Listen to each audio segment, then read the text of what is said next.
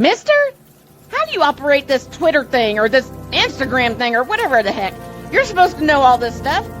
Anyway, welcome back to the show. Well, while we wait for the boss man to get back, who is going off on Dallas and for what reason now? You know who it is. Well, then I think I need to do this. Ladies and gentlemen, the not-so-random musings of...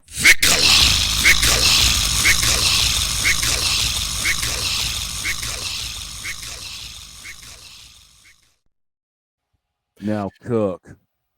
So there are times where I, get up and I look at stuff on whether it's the Cowboys X or it's any type of Cowboys talk, and I just wonder, why am I doing this?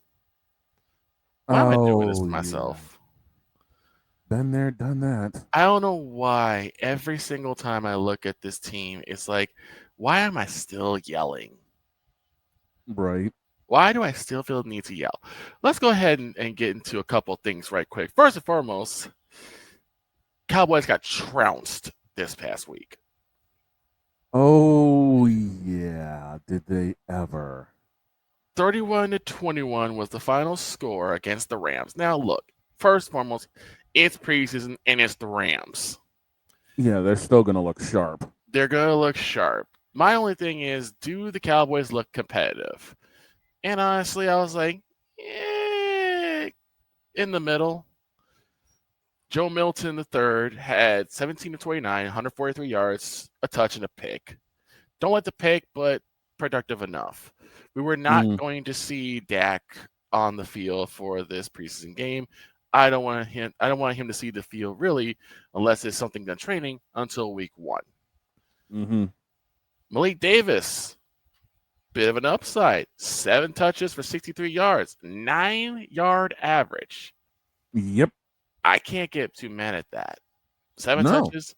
The only issue is that, and look, they shared the ball around. Maffa also had 10 carries for 36 yards. A little bit worse, but it is what it is. And Holden, who had 2 catches for 42 yards. They shared the ball around with the second and third stringers. So can I take much away from this game? No, I really can't. It's preseason, and it was the Rams. Yeah. Here's where I really want to go with my problem. When I went off on Gerald the last time, that unfortunately made the dog spit water through his nose. Yeah.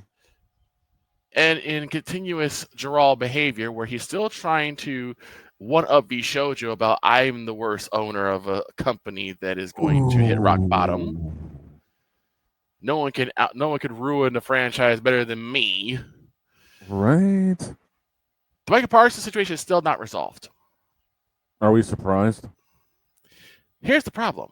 I had Moronic Republic fans, or Moronic Republic members, I should say, telling me that, say what you want about Jerry, he never lets anything get in the way of football business. Well, it's now week 1 in terms of the preseason. It's now football business. Yep. And were people talking about the Cowboys game against the Rams? No. They were talking about, is Micah Parsons going to be signed? Extended? Time. Oh, God. False start? False start. Micah Parsons. 10-yard penalty. That's offsides. Well, okay then. He's on the defense. Micah Parsons is a false start. 10-yard penalty. Repeat first down. That's a 5-yard penalty. 10-yard, man. What are you doing over there? You're a referee. You should know better.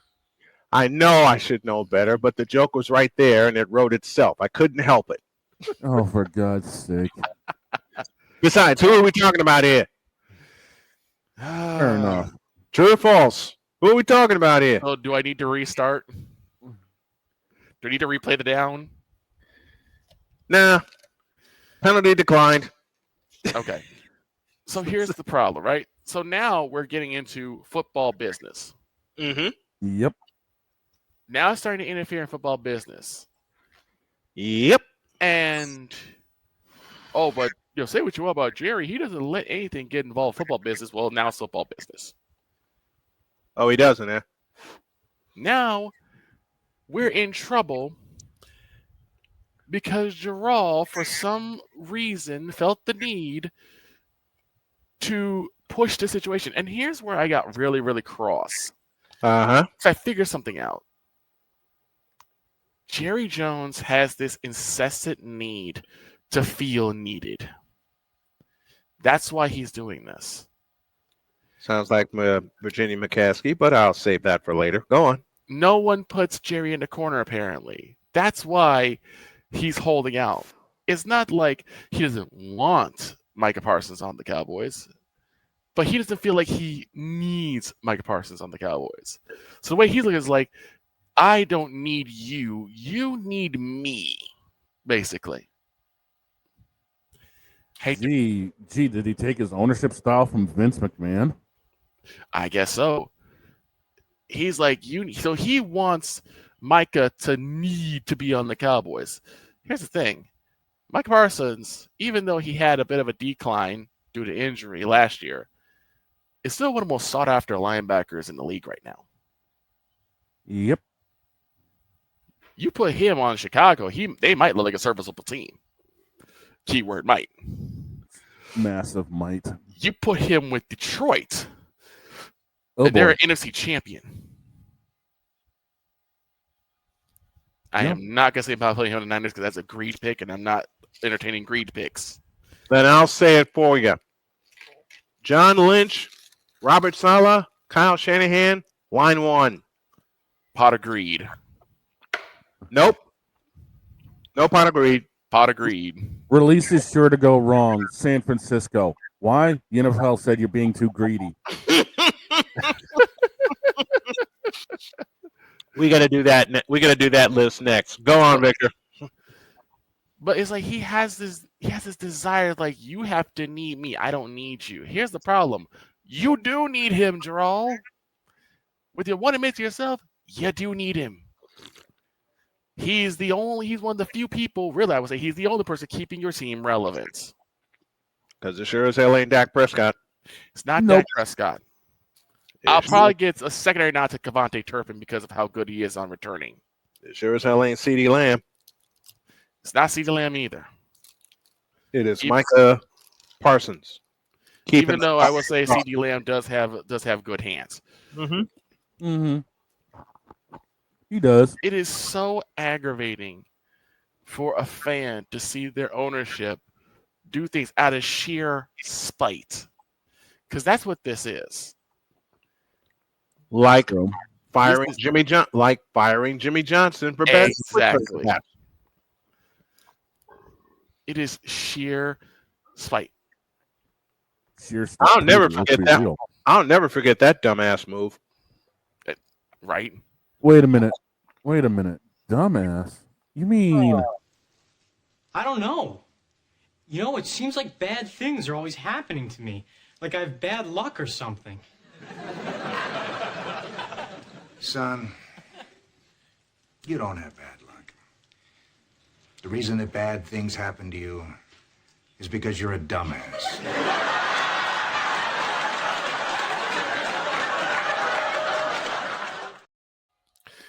I'm willing to take a line from one of my favorite people in the entire world, the legendary supervillain himself, Ryan McCarthy, when you say the Dallas Cowboys is a literal circus.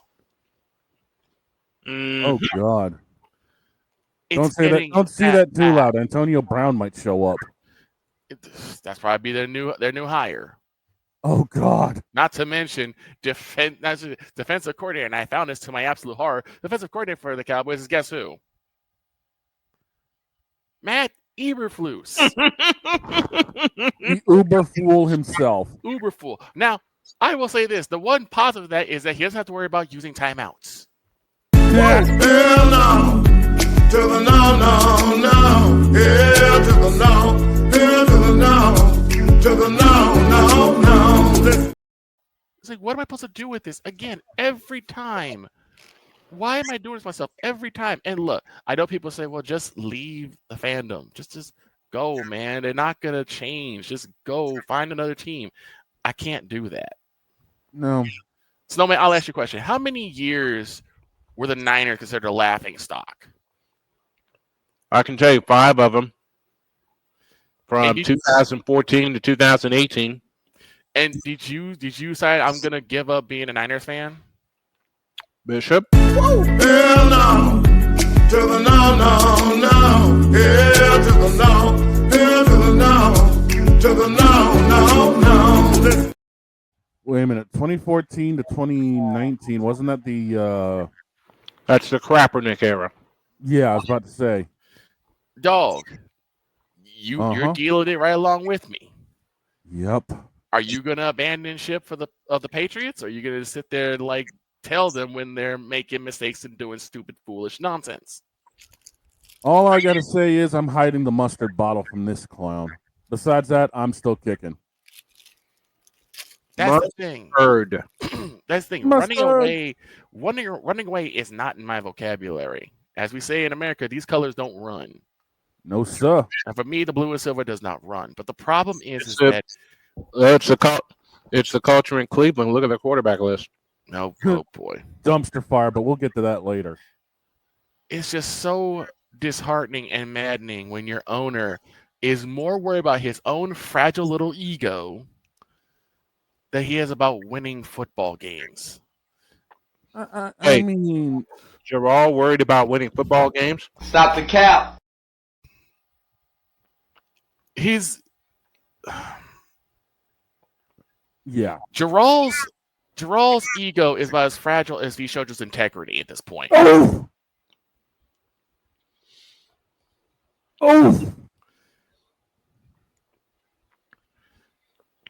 Gerald's ego is as fragile and as misguided and as so turned to the left as Gun Run's morality scale. Oh, the strays are flying deep today.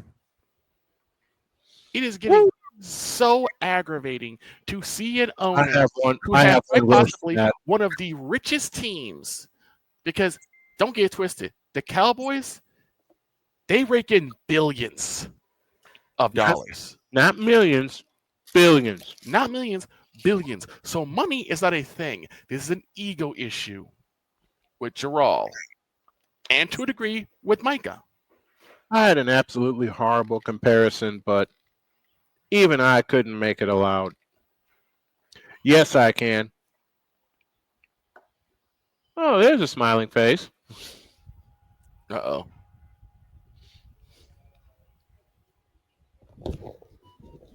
Because yes, Gerald, it is you. It has been you since 1996. Yeah. It has been you because you were the one that decided to get, who is that? Garrett?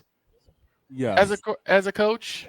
It is you because you decided to trust and mortgage most of our future for Dak Prescott. Not only for Dak Prescott, but for Pennywise the Dancing Clown Mike McCarthy. Oh, God. It has been you because you still feel like you want to give the Washington Commanders capital punishment. No, I'm not letting that go. Please don't. I mean, Jerry Jones's ego is about as fragile as my ex, Mrs. Dials, right now. Damn. And that's after I left, got on my feet, and found the love of my life. And on Diary of a Mad Snowman this afternoon, I have a wicked story about Ms. Dials. She doesn't want me to tell it. I'm going to blab anyway. Continue, Victor. It has been yes, I am. And until we buy you out, it will forever be you. And I'm not going to say forever and ever amen because you were a tool of the devil. You spawn of Satan. And I would actually call upon a service of one of my good friend and mentors, Mr. Chris Bass, to somehow send him put you back to hell. Open up the portal and flat out. Forget you know what you do? You open up the portal and you give him a boot right in the ass. Seeing this game against the Rams, And like I said before, it is preseason. It is the Rams. Mm-hmm. It was going to be a tough out anyway. And I Yes. wasn't expecting anything because I knew that Dak or CD or none of the guys were going to be there. Right. Yeah. It is what it is. But here's the problem. Draw has this thing where he thinks that that every player that he waits to sign will sit and wait until he finally gives them an offer towards the end of week 1. This happened last year with Dak Prescott's extension. Happened with Brandon Ayuk 2 years ago in San Francisco. Exactly. Happened with Deebo Samuel in 2020. Here's the thing. You're fooling yourself if you think that people are just going to sit there and wait for you. Which they're not. Now, what happens if all of a sudden Mike Parsons says, "Oh, finally gave me an offer. Yeah, I'm already signed up with Washington, or I'm signed up with Seattle, or I'm signed up with the Rams." You are terrible, Victor. You know that? Yeah, I know Seattle's a bad idea. I know. No, Seattle's a better idea than Cleveland. But he ain't going to Cleveland. He ain't going to Cleveland. Nope. He will rather take a chance in Cincinnati than Cleveland. But I'm going to go close up like this. That's Gerald, Al Shanahan, line 2. No. Man, shut your greedy ass up. Gerald is like Icarus. Deep has another example. Emmitt Smith, 1992. Exactly. And the Cowboys went 0-2. Then we all know what happened after that. Here's the problem. And so I'm going to close it like this. Gerald is too much like Icarus. Everyone knows who that is. Don't close to the sun, Bubba. Made wings of feathers and wax. What do you think he did? At some point, Gerald, it may not be with Micah. It may be with someone else. But you're going to fly close to the sun. And you're going to fall down hard. And unfortunately, you're going to take the Cowboys with you. I hate to inform you of this, but he's done that already. Humble yourself quickly. Because at some point, the fans are going to come together and buy you out or kick you out. Kick him out. Das Boot. I'm done. And those have been the not so random musings of